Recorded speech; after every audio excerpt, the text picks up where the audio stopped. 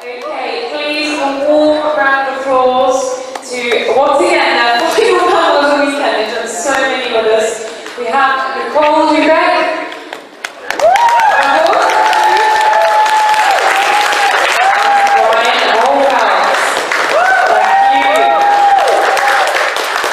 Okay, well, I'm going to start off. I don't know how many of you were here and watched the children's quiz we've just done. Completely full extended cut of the amazing musical episode from season 3 of Rescue Dolls. Thank you for indulging us. I enjoyed it a lot. It was actually great because I wanted to put it to reconstruct it for a long time and really didn't have a reason to, so I'm glad to make that. How many, show of hands, how many people have seen that? Yeah? Thank you. That's a lot. Thanks for singing along too, by the way, because you've heard a lot. You're out there singing, so sorry. How did you compose lyrics? Honestly, I don't. Brian's really good at writing lyrics. I don't know if you know Carly Simon. He's collaborated with her before. He's written all kinds of songs, a lot of movies. So when it came time to do the musical episode, it was like, all right, Brian, we're going to do most of the lyric writing for us. You know, Nicole wrote lyrics and music for that last song for Friends. Oh, thank you. Yeah, you did a good job. One of the other reasons we wanted to do musical, the actress who played Frankie, Diane White, had been on, what was the name of the show? She's a professional singer. Yeah, she was a Lion King. And, she was in Lion King in Las Vegas, but then she was on that show with the group, the singers. oh, yeah. Is America's Got Talent, or was it one of those competition shows? It was just Where some other singer tutored her or something. And then she kind of has a career, I'm not sure what she's all career. Yeah, she has a singing career. She releases albums all the time. You can follow her on Twitter. Okay, so this is our final panel with you guys. We spoke about writing on Friday. We spoke about rescue bots specifically in yesterday's panel. Today, I'm going to ask you about your careers and your roles in general about a specific show. So I guess I can start with you, maybe Nicole. Can you tell us, people who might not know your background and how did you end up writing on all these Transformers shows? Sure thing. So I started out as a child actress when I was 3. I did commercials and I was on a couple of television shows. And then quit when I was 14, but knew that I always wanted to get back into the industry somehow. And I've always watched animation all through college. It's just, I love that kind of storytelling. And so when I went to school, it was pre-med. I thought I was going to be a doctor, and then I was taking these English courses, and they were just so easy and interesting to me. And I realized I should change my major. I finished the pre-med thing, and then out of college, kind of didn't know what to do. I worked at a .com for a while, and I was working with a lot of people from Disney Animation. They all kind of moved over to this .com, and so of course I talked to them about cartoons, which I loved. And they said, with your sense of humor and you like writing, maybe you should try writing some animation. And so I just basically studied scripts for about a year. I watched a ton of stuff, I read a ton of stuff, and wrote some scripts. We call them spec scripts. They're basically like auditions for what you can write. And I met with a couple of gentlemen at Disney who said, hey, here's our Bible, which describes the show. Why don't you go ahead and take a look at this, write a script, and if our show gets picked up, we'll talk to you.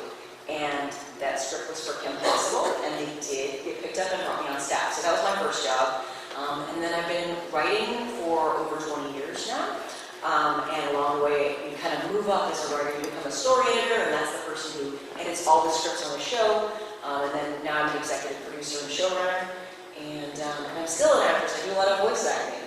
And so we're both in Transformers Rescue Bots and some other stuff. That's the quick nutshell version. Did I do okay? Great, yeah, absolutely. We've got a whole panel. You can give us extended version. That's great. So I guess music writing question. Exact same experience every step of that. Okay. My original background was in theater. I got a theater degree, which, as everybody knows, is worth. An English degree, right? It's not the same as English degree, yeah.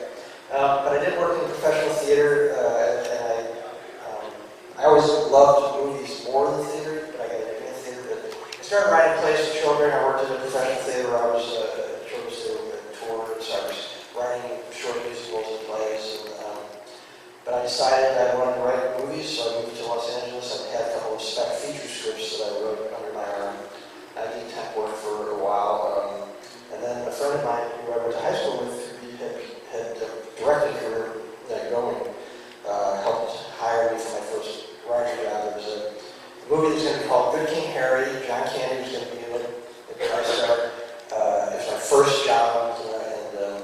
fell through. It was probably my first lesson too, and everything falls through in Hollywood. So I was kind of good at that. But then I started working through that though. I got an agent, worked in features for about 15 years. In features, there are like 3 ways to make a living. You can write an original script and sell it. You can be hired to write an original script, or you can rewrite somebody else's script. So I spent a lot of time doing that. A lot of scripts get rewritten. A lot of scripts that get written don't get made. I think of the 31 scripts that I wrote professionally, maybe 35. 2 got made. That's not the non-animated stuff. Then I moved into animation for all my connections to Disney. I worked on the Mighty Ducks feature, which I knew some people from there. They asked me to come over to the animation side and read some really improved material, which I had a great affinity for because I love the material and I read it for my kids. So I did a couple of video specials when they still had it on TV. I was going to say the names of the movies that you wrote for that. That I did. Alright. So then the movies were the Hohlfeld movie and the Piglet's Big Movie, which came out 20 years ago, both of them around there. And on the strength of that, I was invited to pitch a show to Disney Junior, a new Winnie the Pooh show, because they've been looking for one, they didn't know what to do with it. So I pitched the show that eventually became My Friends Tigger and Pooh. And then since that's how I met Nicole, I was the co-creator of G, she was staff writer and illustrator. We worked together about 2 years before we started dating, and now we're married. We've been together for 15 years, so 14 years now. But I just keep working. One of my friends said, you do a job, and then you get another job, and then you do another job, before you know it, you have a career. And that's pretty much kind of explains, I didn't start out to be in animation, but I love working in animation. I love doing kids, family stuff. So I guess that explains. Yeah, I'm going to interrupt because I think it's funny to talk about, temp jobs, some of the stuff that we do, when we're trying to write. And I was going to say, maybe you could tell us your funniest temp job? Oh my gosh, I don't even know where to start. Probably, there's a thing, has anybody ever worked temp jobs here? Yeah, it's such a weird thing. And there's a lot of competition in businesses to prove how busy the heads of different departments are. They'll hire more temp. Well, I need 7 temp writers. Well, I need 8 temp writers.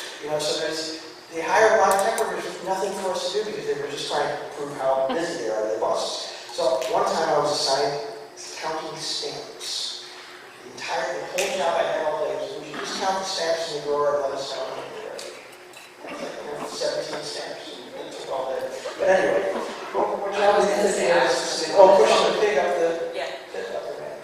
That was one of my first professional shows jobs, was pushing a pig up a ramp in an animal show at the amusement park in Missouri. It was the pig. It was a big finale. The pig came out and rang the bell. Rang the bell. And then the thing was so narrow that you could only go up that way and then turn around and come back. So I had to turn the pig around and go back out to the elevator show. That was Show business. Yeah. And here I am. Hey. But I said before we go, this has been so great. This has been such a great weekend, and everybody is just so nice, and it's just great to see such a devoted fandom. It's just wonderful. Have you had much involvement with the Transformers fandom before then? I've done a couple of BotCons. I've actually probably gone to more pony conventions than Transformers conventions at this point. But it's very similar community. It's very tight-knit community, which I assume this is. I sense that this is very supportive of each other, very kind to each other, and I just think that's great. It's the best way to be. Awesome. So going back, I guess to what you mentioned about maybe not necessarily wanting from the start, weren't aiming to write for animation, but you kind of ended up there. A lot of what you both work on is aimed at children and children's TV episodes. I guess how did you end up there? What are the challenges of writing for children, and what are the benefits of writing for children? Yeah, when I'm writing, I'm always trying to write something that I'll enjoy, that makes me laugh, that makes me feel things, and put that in the script. And so I'm never really thinking about writing for kids, except for obviously subject content that legal would smack my hand for, or standards practices. But So to me, it's like writing is writing. You're always telling a story. If it's a good story, you'll draw in all kinds of audience members. I feel like that's kind of what Rescue Bots does sometimes. That, like, we can watch it as adults still and find something for us, and then even though ostensibly it's for kids. So yeah, for me, it's just, that's just the kind of storytelling I like to do. I think I lucked out that way. Yeah, I, in the same way, I don't like to think about writing, specifically writing is writing to me. It's just, it is the kind of the tone and the appropriate age stuff, but I don't know, it also seems, I've always kind of been a student of children's literature, and it just seems so important to be able to give something positive to young audience. And that's why what I liked about Rescue Bots is, we couldn't have any fighting because it was a young show, but that was kind of a blessing in a way, because we did more character-oriented stories. We didn't have to worry about, who's going to die from this. And there are certain themes, I think, that resonate. They're the myths that we constantly tell as a society that are deep within us all. And I think that in children's storytelling, sometimes you get a chance to crack those in a different way. When you're using animated characters, it almost bridges that gap of you having to be a person who's away from it, seeing other people. Suddenly you're able to connect more because they're animated. I don't know if that I'm saying this well enough, but in some way, yeah, it's a especially pure form of storytelling because you can have an avatar, an animated avatar do it. If that makes sense. And then, Or not. I guess following on from that then, how is it writing for animation compared to, how much of your work has not been animation, and what are the differences you would employ at the beginning, when you storyboard? Tell us how the process works for animation. Yeah, so I have written some live action as well, but I started out in animation. So when I wrote my first script that was going to be actually shot with actors, and actually it was with the actress that played Priscilla Finch. The way I met her, she was acting in a live action show. What's it called? The Haunting Hour, a spooky show. And I wrote in that this violin gets smashed by these evil worry dolls. And then I went to the set and I saw that they had actually broken a real violin. And it was a moment of like, oh my gosh, it's not hand-drawn. I just killed a violin in real life.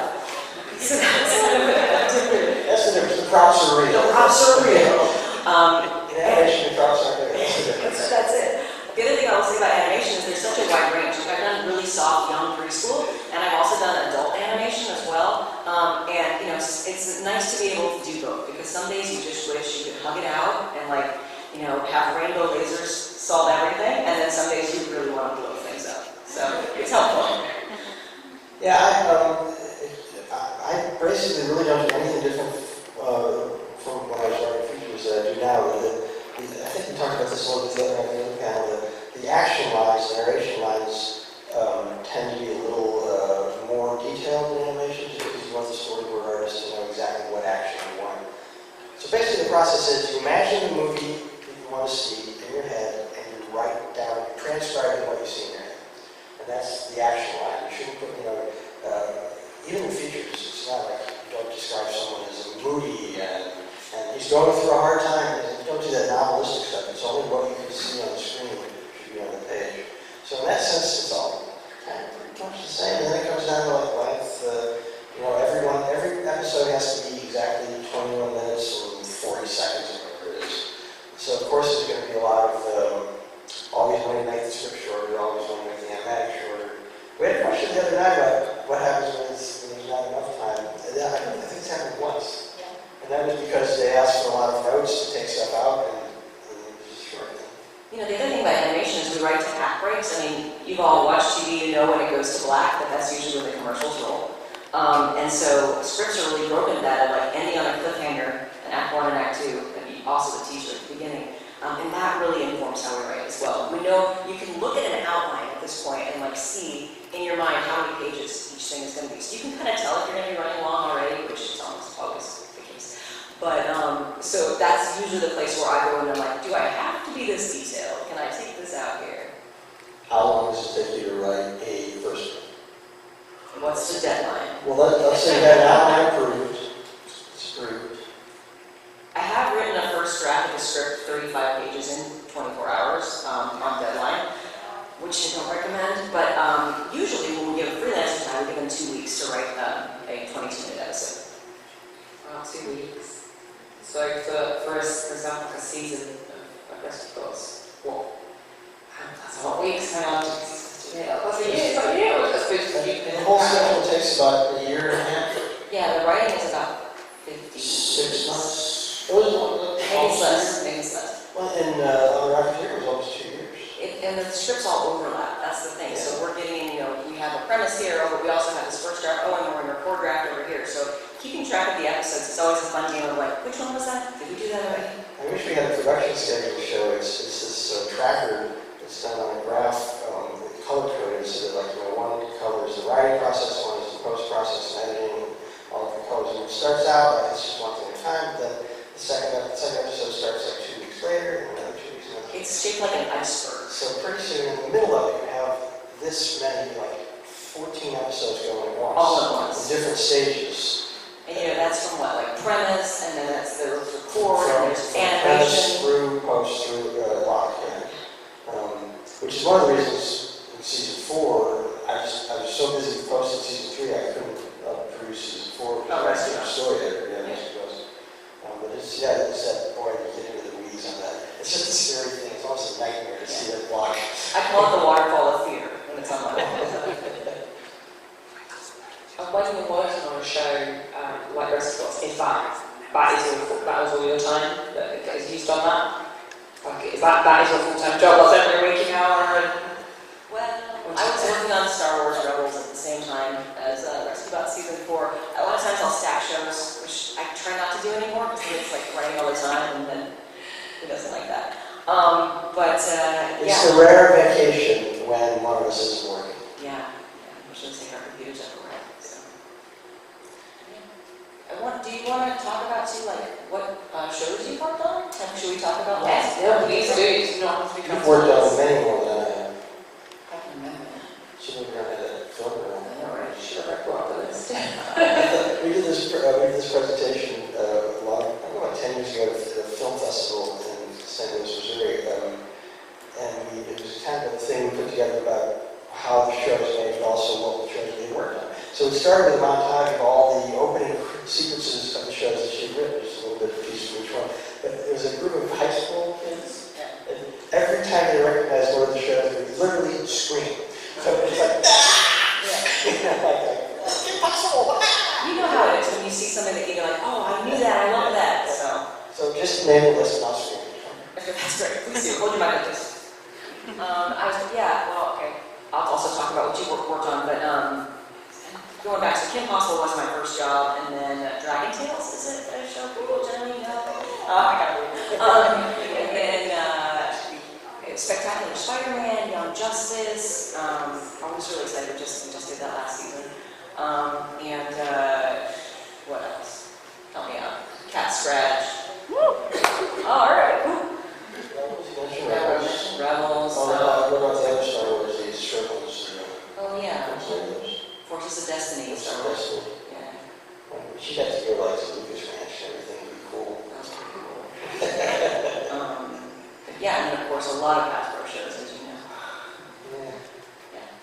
Rocketeer, Disney most recently. And then I just developed a new show for Nickelodeon called Hexbet. And it's based on a series of graphic novels by Sam Davies, who's here in the UK. And it's about witches in training to be veterinarians for magical creatures. So that should be a lot of fun. Yeah, that's cool. The Winnie the Pooh stuff was my first animation. Then came, Gaspar and Lisa, which I think was here. It was on here. Didn't that show Gaspar and Lisa? It's based on French books. It was produced here. It was on the Disney, Junior Disney Channel. It was really lovely. I can't think of anything else. Stretch Armstrong. Oh, Stretch Armstrong. Oh, and I got to write a Young Justice actually too, which is nice. It's always nice because I have in my animation career been pigeonholed as the kids writer. So when I get a chance to do an action show like Stretch or Young Justice, it's fun because then. That's when I like fight scenes, when I get to write them. Because I don't think yesterday I mentioned how I don't usually like watching or writing fight fight scenes because nothing really happens. It's the result. Story-wise, it's the important part.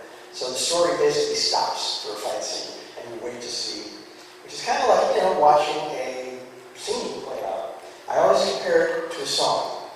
The fight scene should progress the action like a song and music does.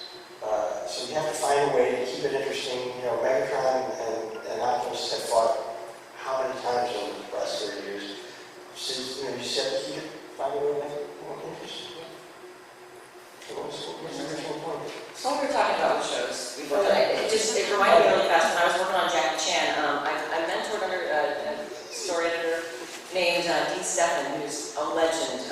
He's since passed away, but he wrote some Rescue Bots. I learned so much from him. And when we were starting to break this story, he was saying, well, what's the interesting set piece? And what are you talking about? He's like, well, for instance, I just wrote this Ninja Turtles episode where the turtles are sneaking into a zoo. And yeah, they could jump over the fence, but isn't it better if they jump over the fence into the lion's area? And I'm like, oh yeah, of course. So it's always a matter of, in a fight sequence or otherwise, trying to find what that funny or interesting twist is, what the in is that's going to make a normal scene even better. And picking a good environment is a Yeah. thing. I was very proud of that food truck fight that I put into Young Justice. I'd never done one of those. Yes. I wasn't sure they were going to leave it in, but it was cool. Amazing. Do you ever wish you could write something a bit darker into any of the shows you worked on? I know obviously you generally get to know the premise. Do you ever wish, oh, this would be good if I was, could pull that arrow back and just have whatever rating you wanted, this episode, dark version, I don't know. No, I do. And I've gotten to write a lot of adult animation the last few years. So I worked on Pacific Rim with Greg Johnson, and I was killing people and typing in cuss words and giggling to myself as though it was naughty because I never usually get to do that in animation. And then I also worked on the new Magic the Gathering series, which was also fantastic. Wonderful, wonderful time with that writer's room. And getting to do some more of that stuff too. Yeah, in my playing earlier theater days and my early writing, I tended to write a lot of dramas, and I'm a huge fan of Chekhov and other playwrights. And now it's no, I just want to see happy things. I just want to see people being nice to each other. And I don't know if it's the pandemic or just everything we've been going through, but the last 3 or 4 years, everybody's doing it. It's a comfort viewing. Shows like Ted Lasso and Our Flag Against Death, and just things where people are nice. It's such a stupid article in the New York Times called it kindness porn, which is, why make fun of it? It's a good thing. Life's tough enough. I understand that sometimes you want to go a little deeper, a little darker to examine the underbelly of human nature. But man, lately we get enough of that day to day. Just pick up the newspaper, turn on the TV, and you just to watch the Oedipus Rex, watching it on the news every night. Yeah, and I was going to say also, this is kind of tangentially to that, but sometimes it's hard to watch things and not turn your brain off, your short-ending brain off. So I'm really excited when I can find a show that I don't feel like I have to work on as I'm watching it. It's like, oh, you surprised me. Oh, I'm not circling that dialogue in my brain. It's hard to turn off that kind of working mind. And we've been watching a lot of Columbo, which sorry. But it's the way it's structured is you know who the murderer is from the jump, right? And then it's just Columbo trolling someone for the rest of the episode. It's a very weird show. That's it. And the fun is how's he going to do it? And sometimes works better than others, but it was just such a Great, I love it. Great answer. We interviewed quite a few people on the music. Particularly some of the comic writers, we want to make it gritty and, just the things that she drops. There's some of the things that come out of his head is worrying, right? God, so I don't know, it's very, she's wholesome. That's why we want to watch cartoons at the end of the day.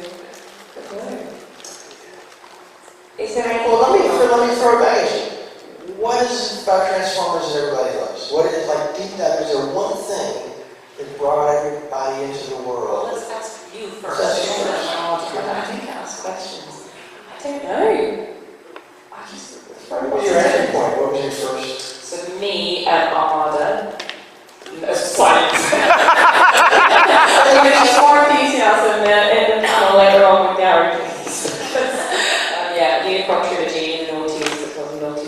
So, you know, they just turn into cars. I also really like cars. So it's like turning into the car and a robot. It's 2 in 1. It's like efficient. I don't know what it is, yeah. No, I get that. I mean, so Grimlock was my favorite in G1 era. I had my Grimlock toy, and for me it was like, oh, it turns into a dinosaur. Well, now I'm on board. But yeah, well, later on, if you guys run into us, I would love to hear, you know, what your Transformers is and what you love about it. Because I know we all kind of approach this from a different place, but all end up in the same one. So. So I found it really interesting, like when I first started coming to conventions like 10 years ago, that some people are into Transformers purely for toys, and it's a childhood, it's a nostalgia thing, it's a collector's thing. I was like, I don't have a toy, I just watched the cartoons, the characters, and I haven't really watched the cartoon. Was a kid, just stories and other people, comics, I didn't know there was comics. You know, when I first started getting teenage years, I was like, comic books about, I think there are superhero comic books, there are Transformer comic books, oh my, there's a lot of them, they're really popular. So yeah, it's interesting. Yeah, it's always great when one thing leads to another and an artistic discovery like that. Yeah, it's just, I would compare it to Pony a little bit, but I think it's true. There's something about the characters are all family, you know, and people, I think we just need that. We need to feel like we're part of a bigger community. Not only literally like the TF community, but identifying with the characters on screen as a community as well, as a family. And sometimes the characters can blow stuff up for you. And you feel like Yeah, that's true. No, that's a good thing to be able to fantasize about doing. Not doing it. That's my guess. Just moving away from rescue bots, because we've spoken a lot about rescue bots, and moving towards Transformers Prime. Could you tell? I think we've got some Transformers Prime fans in the audience. Could you tell us both what part of Transformers Prime you worked on, and which episodes you've written, for those that might not know? Sure, so come back in time with me to 2009. I was at Nickelodeon. I was working on a show called Need Help Thailand, and we were about halfway through our season and the show got canceled. This dovetailed with me having just bought a house. So I'm standing in this backyard of this house, looking at this house saying, oh my God, how will I pay for this house? And Jeff Klein calls on my phone and says, hey, I'm putting together a writer's room for this new Transformers show. Are you interested? I was like, oh God, yes. So we all got together, we assembled this room. It was me, Steve Melching, Marsha Griffin, and Joe Poor, and we had Meredith as our script assistant, and Jeff was in the room. And then Kurtzman and Orsi were also kind of there occasionally, but it was really just, Wayne Capizzi was running this room with Jeff, and we would meet in an old office across, LA is huge, right? But it was across from any animation that's done. Animation's usually in Burbank. This was across town, an old agent office. We didn't even have, Hasbro didn't even have offices yet. So we would meet in this agent office, and we would go into the room and just start breaking the story. And we broke the entire first season and what we wanted to do in that room over 3 weeks. And then pitched it to Kurtzman and Orsi, and then got their notes and kind of got going from there. We had to produce this 5-part opener, and the idea was to get that out there first. So really focusing on that with an idea of the whole arc. Now mind you, we are writing these episodes and we do not have clearance on names. We do not know what weapons the characters are going to have yet. We do not know our locations. And so you're kind of writing blindly and just making stuff up. In a much bigger way than you normally would. Normally you have the Bible that has all the information that you need going forward. The Bible was kind of being written at the same time as the show. We had a pitch, we knew what it was, we knew the main characters' names. Although I feel like, I think Volcan went through a lot of changes. But things change all the time on this show, basically, is what I'm saying. So we did rewrite quite a bit those first 5. And then we actually had an experience later on in season 2 when we started breaking the story, that the story that we came up with, they decided they wanted to use in the films. And so they yoinked everything we had worked on, working a new series arc. It was like, come up with something else. Is it the Predacon Rising or the... It was, so I can't remember which movie has the terraforming. Which one is that? Okay, thank you. That's where it went. Oh, okay. So that was kind of that experience, but it was so great because we had a real writer's room and everyone was pitching their ideas and building on each other's ideas and kind of dreaming together this new show. And that was such a good time. And then we'd break off in writer episodes, and then Dwayne Capizzi would give us notes on them, Jeff would give us notes on them, we'd get them from Hasbro, and then this was starting to be for this new network called The Hub. In the United States, there's a new network called The Hub, so we'd get notes from those executives as well, getting started. But I just remember writing like, TBD weapon, or like, sure, I'm going to give you an axe, and we'll see if you have one later.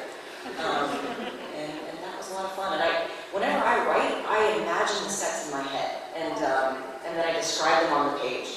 And so it was really exciting that some of the things that I had imagined looked like I expected. Sometimes you're just like, oh, okay, I guess we didn't have the money for that. But in this case, it was pretty cool. I'd forgotten that Kirsten and Marcy were involved in the early days. Because I had nothing to do with Prime, just didn't trust me with growing up Transformers. But I had to meet with one of them to get approved for Rescue Bots. I remember sitting at Universal and waiting to meet him. And they weren't involved much longer, though, were they? They kind of lost interest. Because they were the producers of films, they were kind of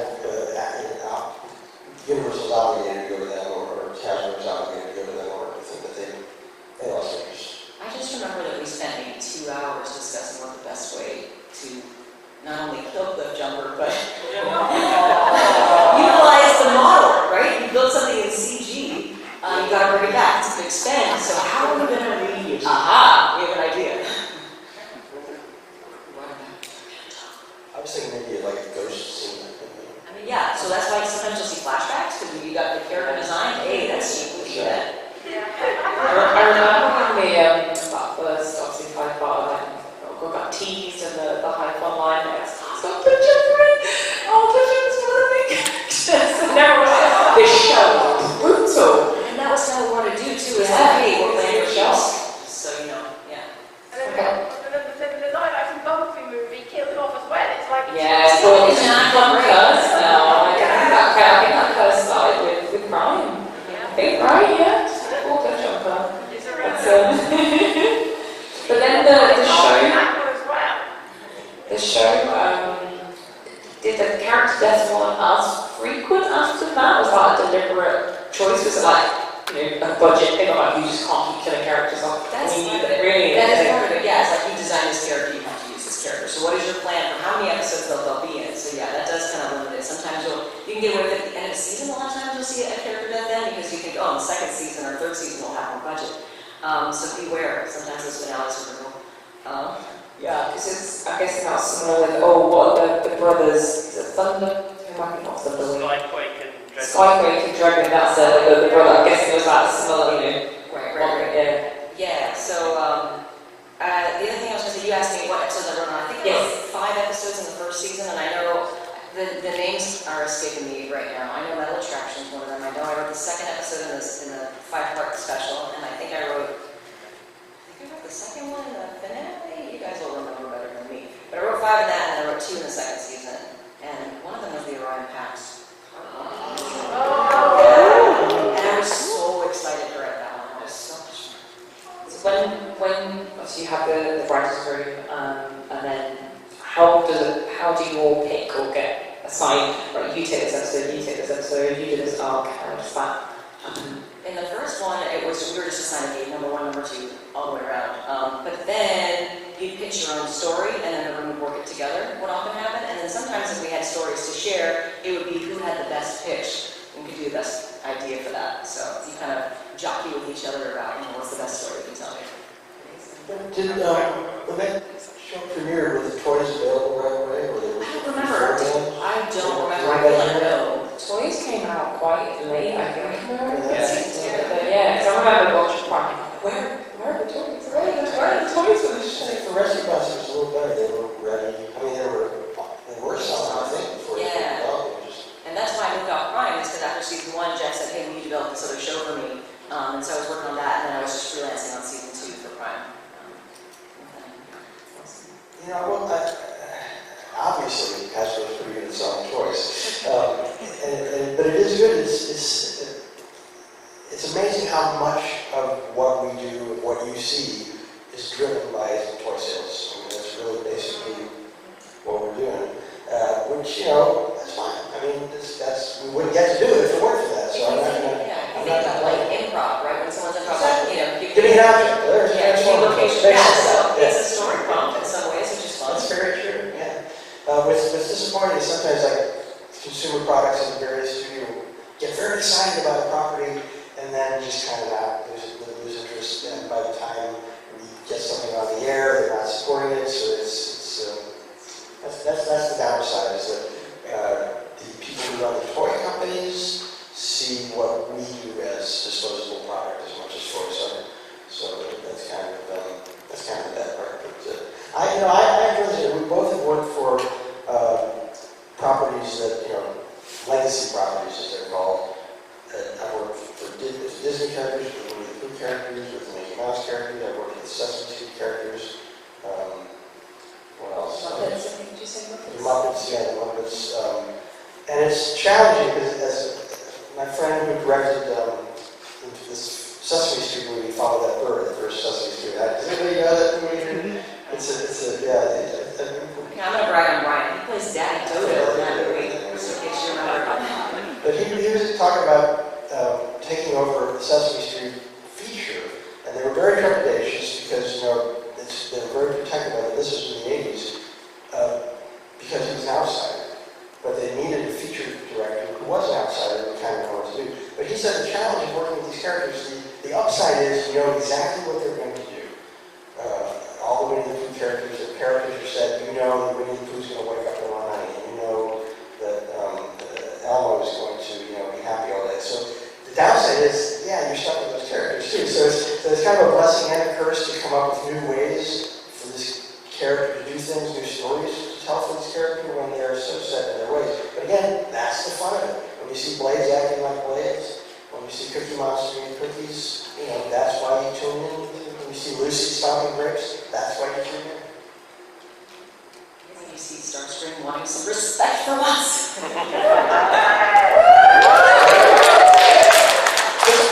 Just focusing on Starscream there for a minute, how did Transformers Prime Starscream kind of become the way he is? Was that one person's development? How's it grown? I gotta credit Steve Bloom for a lot of what he brought to that character. Because if we talked about this a little bit in the voice acting panel, when you hear the actor perform, then you get excited and you write to that. And we were all kind of creating these characters based on what we'd experienced in the Transformers world, and bringing pieces of ourselves to it a little bit. I love that Starscream. He was one of my favorites. I actually just commissioned some art of him today. So he was probably one of my favorites to write for on Prime, and then also Ratchet just makes me laugh. Oh, yeah, I needed that. Yeah, that's great. We love Ratchet lines. Because there's a lot of characters like Starscream who are so well loved and hated, and well known, and it's nice to see a lot of interpretations that they are literally copy paste. Oh, his Starscream doing this. Of course, he's about to say, "If I was leading," and it was just, I think, really well done in Prime. But Starscream, of course, is still Starscream, and it's just sassy and just like dark and sassy, but still so starry. It's not sometimes, but it's just well done. Shakespearean character, he's so great. I'm not supposed to talk about Red Spark. But what I will say briefly about Red Spark is that when I was approached for that job, I thought I was kind of reticent. I felt like, boy, I'm really happy with the stories I've told so far in Transformers. What stories do I have left to tell? Am I the right person for this? And then they pitched me the take, and I was like, oh, this is juicy. This is some good storytelling. And so that's why I signed on to that project, because I feel like we're getting to, it's the same way with Rescue Bots. It's like, oh, we're telling a different story here with characters we know, in a way. So I'm excited for you guys to see it in the fall. Can you tell us any basic premise if people haven't heard of it? Yeah, if you haven't heard, it was kind of announced at Comic-Con a little bit, so I'm going to stick to what was said there, but, the Transformers War has happened, and it has come to Earth, and it's over on Earth, but that has ramifications. You have humans that have been living during a Cybertronian battle on their planet, and so how people feel about, Cybertronian is different and ranged, and what does it mean to be a Cybertronian living on that planet, and then what does it mean when these new bots are born on that planet, and that's kind of are you going to be defined by what everybody else thinks you are, or are you going to be defined by what you feel in your soul or spark? And it's all really, I think, at core about telling your own story. and I'm excited for it. Awesome. Can you tell us, will we recognize some of the characters? You'll recognize some of the characters. They were in the trailer. This is my little NBA brain. Okay, we've got 5 minutes left, so just if I can possibly ask you to run around the mic, we've got time for just a couple of questions. Right, oh, we've got a couple, that is fine. Right, pick the smileyest people, I'll give them a microphone. Hi, you guys basically live in my dream. I would love to do you guys' job. I have a career writing and film studies degree, but I'm still finding it so hard to just get that first foot into the door of the sort of TV industry. Do you have any advice on how to just get that first foot into the door of it? Yeah, I mean, it changes all the time. It's so hard. Obviously, it's easier in Los Angeles, right? Because you can't throw a stone without hitting an actor or a writer, and they don't appreciate that. But all I can say is, from my experience, it was just a matter of watching a lot of things, reading a lot of things, meeting with people. If I could find anybody in the industry, just like, hey, can I buy you a coffee? I just want to ask you a bunch of questions, and then being ready when the call comes. So for me, I wrote those scripts just in case somebody wanted to read something. And in fact, I had someone ask me for a script that I hadn't written yet. But I said, oh, of course, I will get that right over to you. And I, hustled home and just started writing about that one. So I would say it's that combination of being prepared and then also the passion that you have. Because it is an industry that can break your heart. I hate to say it. We get notes all the time.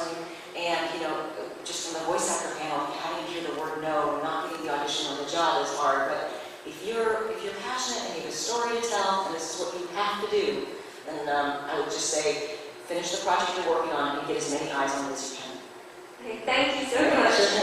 Yeah, and if I can add too, I think it's just great that everything I've seen from the artists, I know people are writing stuff here too. That's great. I mean, that's wonderful that this community is sort of inspiring you to create things. The shows inspired that as well. As long as you're satisfied with what you create, I think that's just the best part of it, because at the end of the day, that is what makes us happy as well, because we do have to put up with a lot of stuff, a lot of just bad stuff, but the happy moment just still comes in writing that perfect scene. Sitting back and going, yeah, that's finished. Well, singing along with the musical. Or singing along with the musical, yeah. And seeing people laugh at it too is just so wonderful to see people and to hear the things you guys have to say about the shows. It's been so wonderful. We don't get much feedback. Like Nicole said, we sit in the room by ourselves and type most of the time. Every time you laugh, a writer gets their wings, I'm telling you. Okay, a question? Yeah, one over here. Please. Gary? Yeah, I was wondering, for Quick Shadow and Rescue Box, what was the reason with being almost like a secret agent type, or was that more of a directive Hasbro game? No, that was actually something we did come up with, because I think it came from what if she was James Bond's car. I think it was originally the idea that we had, what would that be like? And what if part of the reason that he's always so successful is that he is unwittingly working with a transformer. So that's where that came from, and that was our push to get kind of a female rescue bot in there, which we could ask him for every season, and then finally season 4 we were allowed to do. Okay, yeah, one question from Bella. When you had to Transformers Prime got cancelled, was that difficult? You just had the thing where non-character would change sides as an example. Did you have plans for that going forward, or did you have to shelve them because they cancelled? Yeah, there was a full other alternative version of season 3 that did not happen. So, if you talk to Joanne Capizzi or Steve Melching, I was off the show by that time, so I don't know what my friends had told me on the show. Yeah, they kind of had gone into a different direction. They had, from what I understand, they had a kind of a Pirates theme plan for season 3. What? Toy. Pirate line. Shelf space at Walmart. Yeah. That's what drives animation business. Love to say it. Okay, we've got time for maybe one or two more questions. I've got one middle. When you're working on a legacy voice,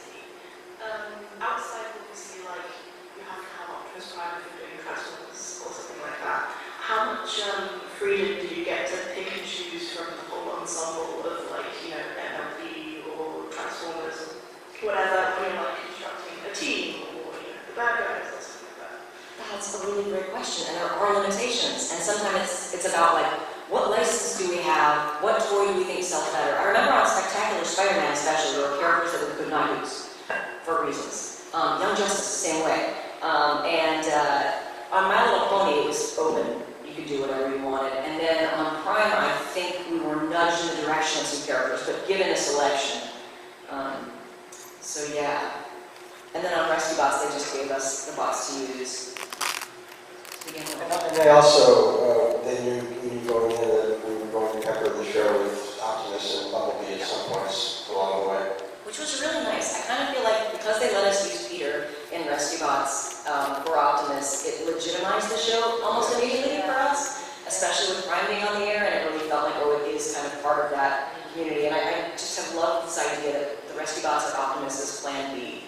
Like, if every other Autobot is destroyed, at least there's this quirky island where these crazy kids are. And I also like that sometimes he just goes there to kind of kick back. Yeah, it's such a great good side about this to see him. He's so serious and fun. He needs a little bit. You know what? Just Fine, so so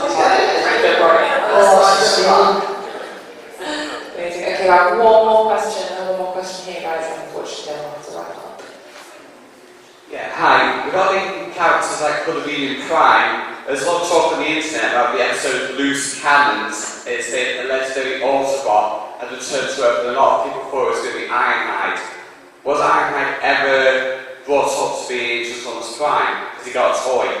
yeah, Ironhide was brought up to be, it was mentioned at one point, and I think that was when we were doing the whole Vulcan discussion, actually, early on.